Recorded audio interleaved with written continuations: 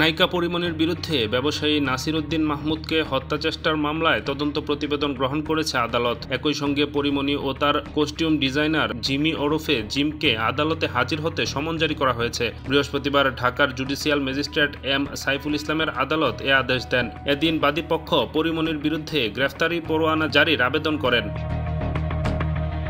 সম্প্রতি মামলার তদন্ত কর্মকর্তা পিবিআই ঢাকা জেলার পরিদর্শক মনির হোসেন ঢাকার চিফ জুডিশিয়াল ম্যাজিস্ট্রেট আদালত পরিমণি ও তার কস্টিউম ডিজাইনার জুনায়েদ বুগদাদি ওরফে জিমির বিরুদ্ধে মারধর ও ভয়ভীতি দেখানোর অভিযোগের সত্যতা পেয়েছে মর্মে প্রতিবেদন দাখিল করেন। তবে আরেক আসামি ফাতেমাতুজ জান্নাত বনির বিরুদ্ধে অভিযোগের সত্যতা পায়নি।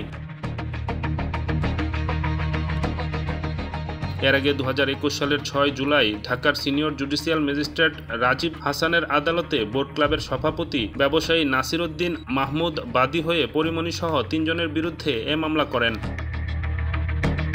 মামলায় নাসির উদ্দিন উল্লেখ করেন, পরিমণি ও তার সহযোগীরা অ্যালকোহল সেবনে অভ্যস্ত। তারা সুযোগ বুঝে বিভিন্ন নামিদামি ক্লাবে ঢুকে অ্যালকোহল পান করেন এবং পার্সেল নিয়ে মূল্য পরিশোধ করেন না। পরিমণি তার পরিচিত পুলিশ কর্মকর্তাদের দিয়ে মিথ্যা মামলা করিয়ে হয়রানির ভয় দেখান।